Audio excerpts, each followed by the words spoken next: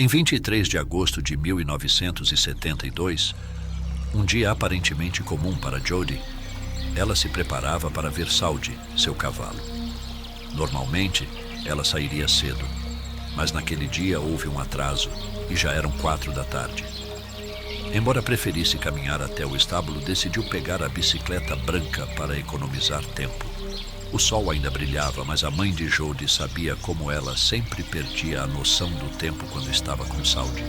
Sua mãe lhe pediu que voltasse para casa antes do escurecer, entregando-lhe uma moeda para que pudesse ligar e informar se fosse se atrasar. Jody prometeu à mãe e à irmã que estaria em casa antes do pôr do sol e pedalou em sua bicicleta com pressa, ansiosa para ver seu cavalo. Infelizmente, Jody nunca teve a chance de encontrar Saudi naquele dia. Em Edmonds, perto de 30 quilômetros ao norte de Seattle, um casal dirigia em seu carro esportivo de 2 lugares na área de Mills Creek, procurando um bom local para estar sozinhos. Passando por uma estrada de terra isolada na floresta, depararam-se com um tronco que bloqueava o caminho. Saíram do veículo para mover o tronco para o lado da estrada e foi quando seus olhos se depararam com uma visão horrenda.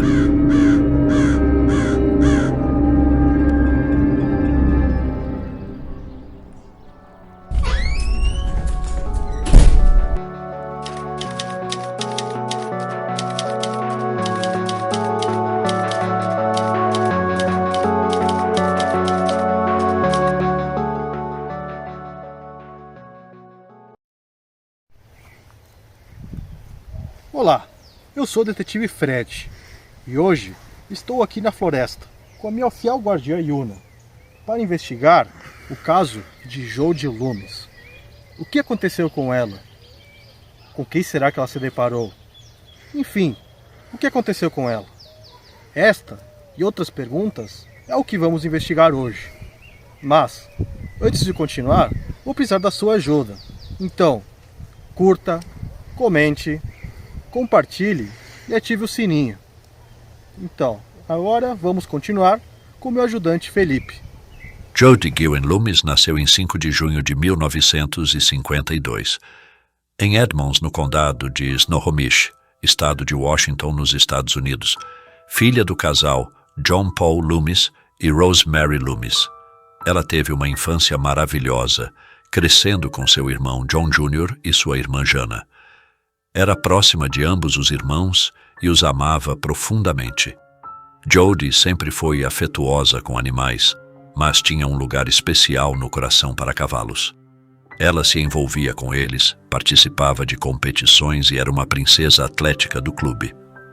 Na adolescência, ela costumava se aventurar na cidade em busca de resgatar animais, acompanhada por sua melhor amiga, Pat Wieland. Jody tornou-se uma garota confiante, humilde e amiga de todos. Em 1972, já havia desenvolvido uma paixão pela equitação e desejava seguir adiante. Ela tinha um cavalo chamado Saudi e passava a maior parte de seu tempo livre cuidando dele. Como não podia manter Saudi em casa, o deixava em um estábulo próximo, visitando-o sempre que possível. Além disso, ela era uma talentosa artista, chegando a pintar um mural de cavalos galopantes nas paredes de seu quarto.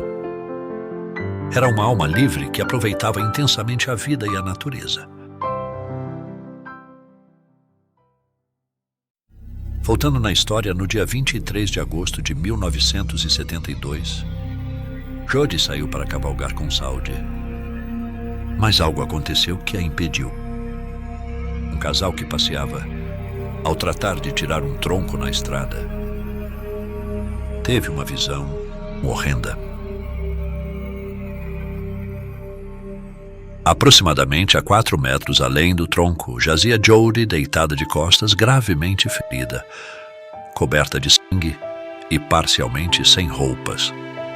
Ela estava vestindo apenas a calcinha e as botas.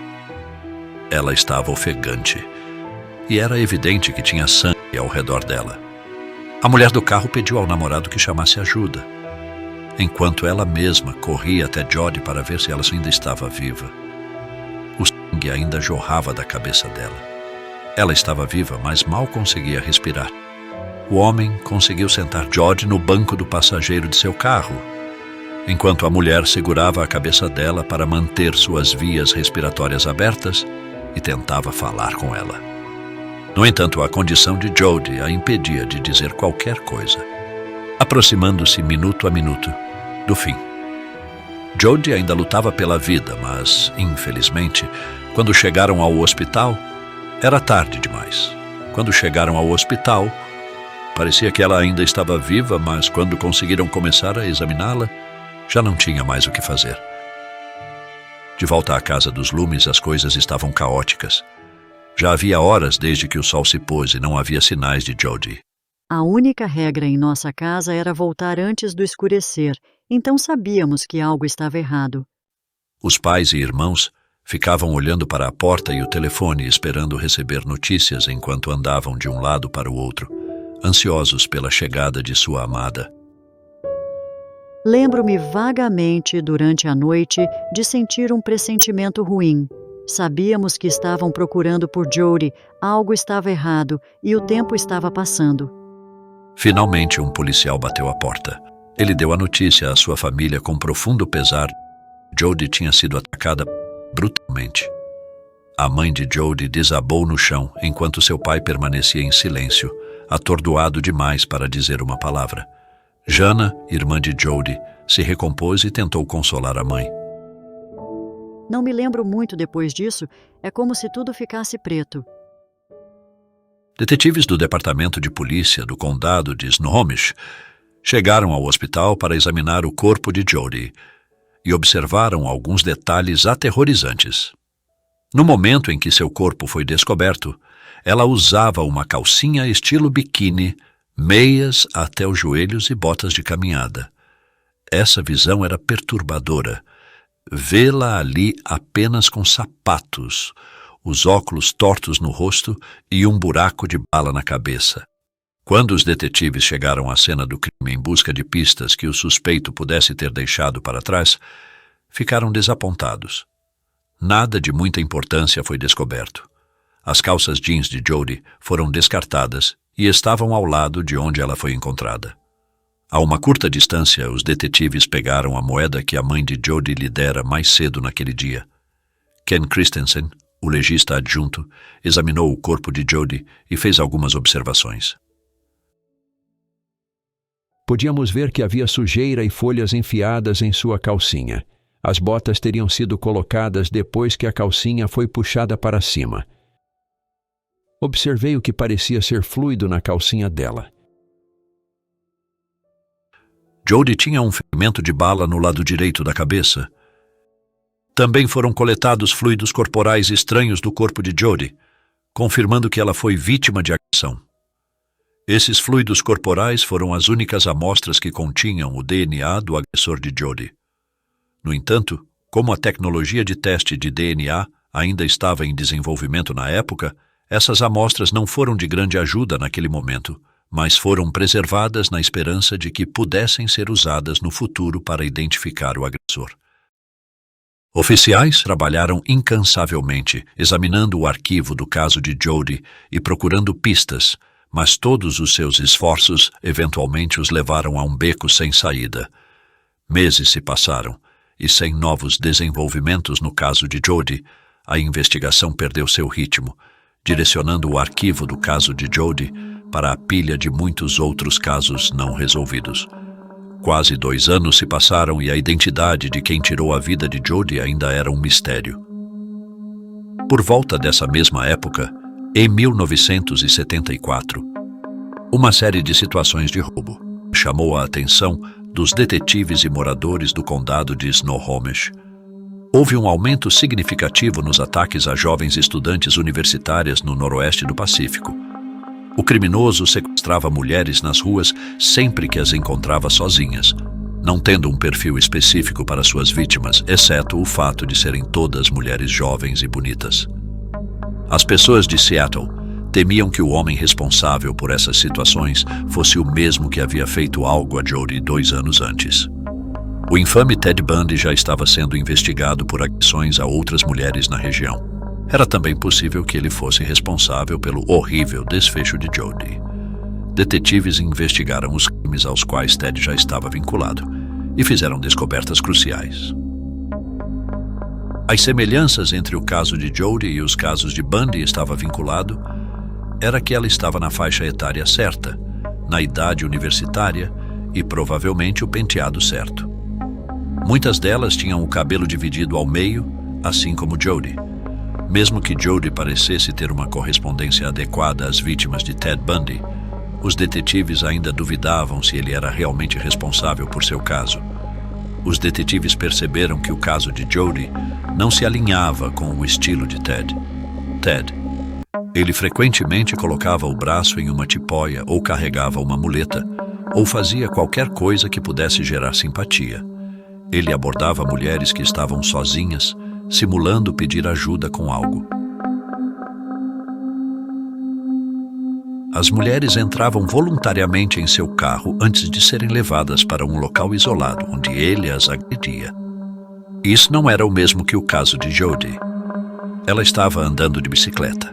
Além disso, a maioria das vítimas de Ted sangrava até o fim com um objeto pesado. Mas no caso de Jody, era uma bala. A teoria da ligação de Ted Bundy ao caso de Jody foi eventualmente descartada e ele não foi investigado mais a fundo. No entanto, mais uma vez, os detetives ficaram sem suspeitos sólidos no caso de Jody. Nos próximos anos, o caso foi investigado várias vezes antes de finalmente esfriar. Detetives esperavam resolvê-lo no futuro usando uma tecnologia melhor e mais avançada. A irmã de Jody, Jana, prometeu nunca perder a esperança no caso de Jody. Ela acreditava que alguém lá fora sabia mais sobre o que aconteceu com sua irmã naquele fatídico verão.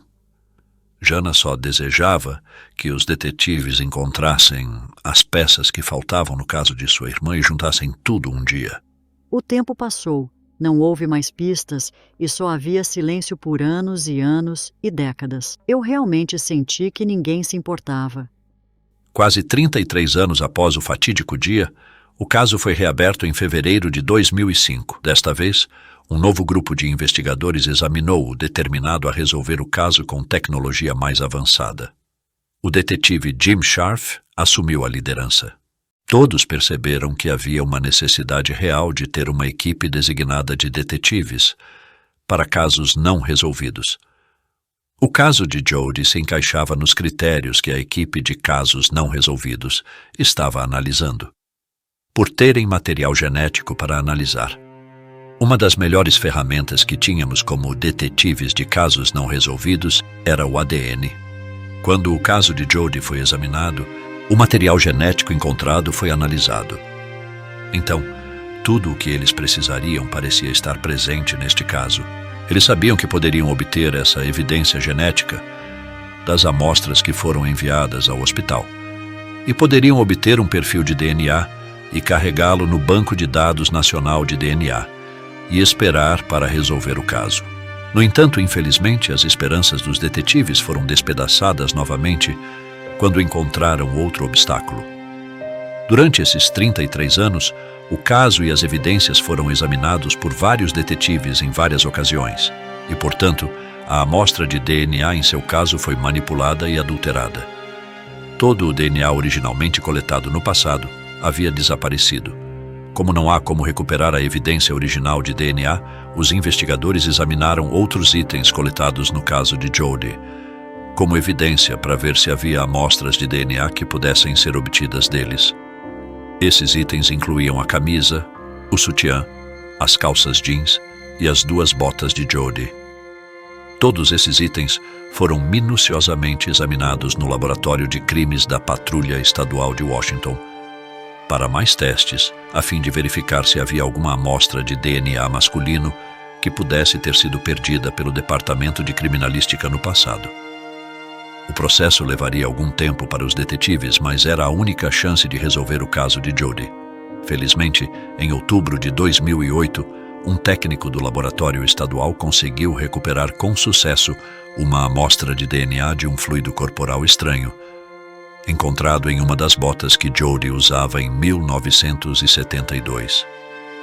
A aplicação de testes de DNA nos itens do caso revelou uma amostra genética um tanto degradada, que foi inserida em vários bancos de dados de ADN. Os detetives analisaram o perfil de ADN e o usaram para descartar suspeitos em potencial, mas não encontraram uma correspondência. Agora, tudo o que podiam fazer era esperar. Mais 10 anos se passaram e a identidade do criminal ainda permanecia um mistério. Mas em junho de 2018, com a ajuda dos avanços forenses, tudo mudou. O detetive Scharf ficou ciente de um novo uso da tecnologia chamado genealogia forense. Os investigadores utilizaram a genealogia genética, uma técnica que envolvia a combinação de evidências tradicionais de DNA com um tipo de análise genealógica. Já havia vários outros casos resolvidos usando esse método, e os detetives acreditavam que poderia ajudar a identificar quem atacou a Jodi também. Isso permitiu aos detetives identificar as pessoas que poderiam ter relações próximas com o agressor. Todas as equipes trabalhando no caso de Jodi haviam chegado longe demais. Não havia espaço para erros, já que o menor deslize poderia levá-los a um beco sem saída. Os detetives então recorreram a uma conhecida genealogista genética chamada Deb Stone, que vinha de Oregon, e finalmente houve uma reviravolta no caso. Deb recebeu as amostras de DNA do caso de Jodi e conseguiu montar uma árvore genealógica do suspeito com base na amostra de fluido corporal encontrada no salto da bota de Jodi. Deb passou 58 horas ao longo de um período de 3 dias, até que chegou a uma família. Jetta e Albert Miller eram pais de 6 filhos e uma filha. Então as autoridades tinham 6 homens, e um deles provavelmente era o doador do DNA. Um deles tinha um histórico criminal de interesse, e esse era Terence Miller. Na época, ele administrava uma loja de cerâmica com sua esposa e levava uma vida pacífica que estava prestes a mudar. Quando os detetives realizaram uma verificação de antecedentes, descobriram alguns detalhes perturbadores e viram que ele tinha um passado questionável.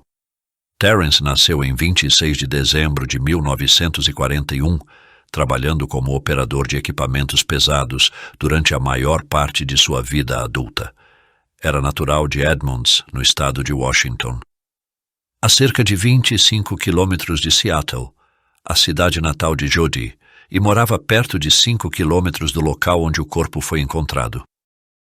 Alguns anos após o que aconteceu com Jodi, ele foi preso por abusar uma menina, porém, devido a problemas no processo, ele foi liberado. Portanto, Terry não foi para a prisão. Agora, sabendo que ele tinha esse antecedente, os detetives começaram a seguir Terence Miller de perto. Continuamos com a investigação e agora temos um novo suspeito, Terence Miller. Mas e agora, como vamos comprovar que esse suspeito é o nosso culpado? Bom, antes de continuar, vou preparar um cafezinho. Era necessário obter uma amostra de DNA do suspeito, de maneira dissimulada para não alertá-lo, e em seguida compará-la à amostra original de DNA. Eles não podiam simplesmente se aproximar dele e pedir uma amostra de DNA sem um mandado, pois isso o alertaria e lhe daria tempo para planejar uma fuga. Portanto, para obter seu DNA, agentes disfarçados começaram a segui-lo secretamente, observando de perto todas as suas atividades. Finalmente, em agosto de 2018, no Tulalip Resort Casino, ele jogou uma xícara de café no lixo. Os policiais apreenderam a xícara da lixeira. Pouco mais de uma semana depois, o laboratório forense entrou em contato com Scharf. Tinham conseguido uma correspondência genética da amostra da xícara com o caso de Jodi Loomis. Nesse ponto, finalmente identificaram um culpado após 46 anos. Em 6 de setembro de 2018, o laboratório forense entrou em contato com o Departamento de Polícia do Condado de Snohomish, trazendo a notícia que eles esperavam há anos. Como ambos os pais de Jodi já haviam falecido, a notícia de que finalmente acharam o culpado foi compartilhada apenas com seus irmãos Jana e John. Os detetives confirmaram que Jodi e Miller não se conheciam. Na época em que ele a atacou, Miller tinha 30 anos. No 10 de abril de 2019, ele finalmente foi preso e acusado de em primeiro grau. Durante seus primeiros dias atrás das grades, ele fez algumas chamadas incriminatórias para sua esposa, e todas as chamadas foram gravadas. Ele fez comentários como: "Estou indo para a prisão porque eles me pegaram, eles têm o meu DNA." Depois de mais de um ano de espera, o julgamento de Miller finalmente começou em 26 de outubro de 2020. Laura Martin, defensora pública de Miller, afirmou que seu cliente era um homem inocente, sendo enquadrado por um crime que não cometeu. Ela até levantou questões sobre a integridade das evidências de DNA contra Miller, no caso. No entanto, o júri rejeitou seus argumentos. Craig, da acusação, afirmou que as evidências foram coletadas cuidadosamente e que sua credibilidade era indiscutível.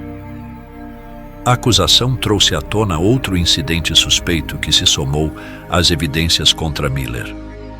Em novembro de 2018, 2 detetives disfarçados visitaram o negócio de cerâmica que Miller administrava com sua esposa, localizado em sua garagem. Eles encontraram um jornal de 7 meses enterrado sob uma pilha de documentos em uma mesa. A princípio, parecia qualquer outro jornal, mas o título chamou a atenção dos detetives.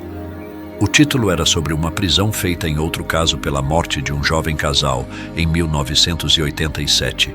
Com isso, a acusação insinuou que Miller estava acompanhando como os detetives estavam rastreando casos antigos e quais tecnologias estavam usando para resolvê-los.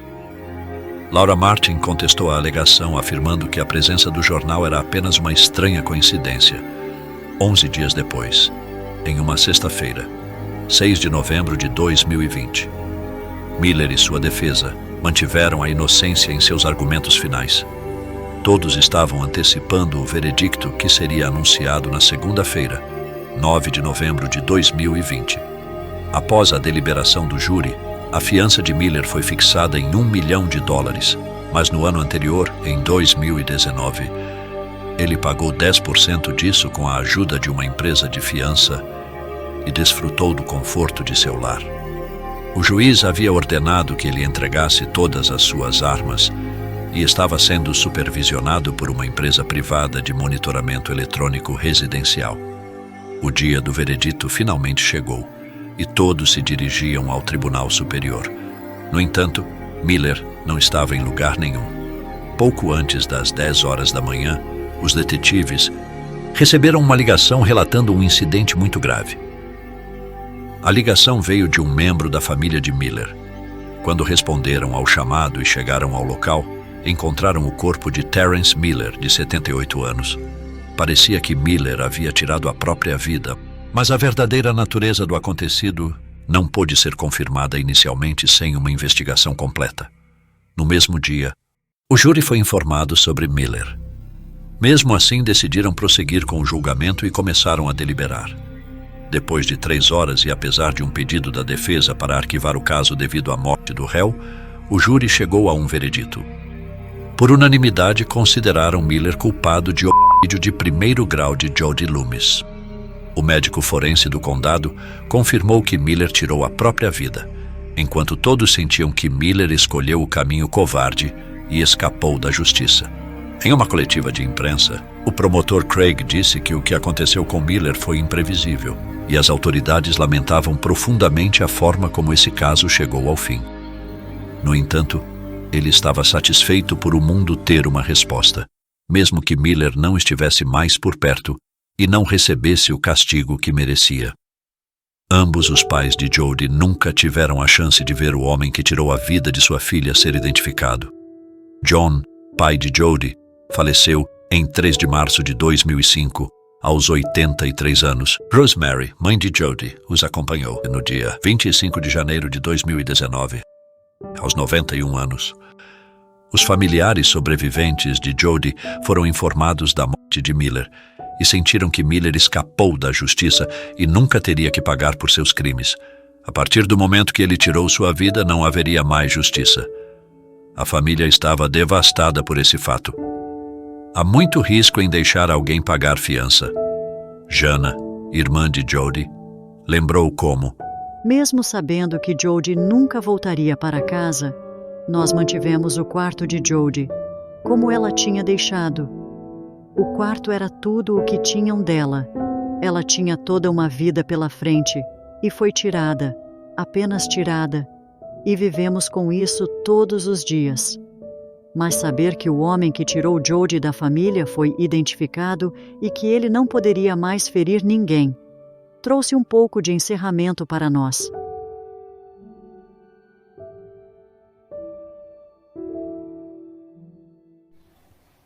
Então, chegamos à conclusão de mais um caso. Mas esta xícara eu não vou jogar fora. Você acha que o culpado teve seu merecido? O que você achou dessa investigação? Se você quer que investigue outro caso, deixe nos comentários a sua sugestão.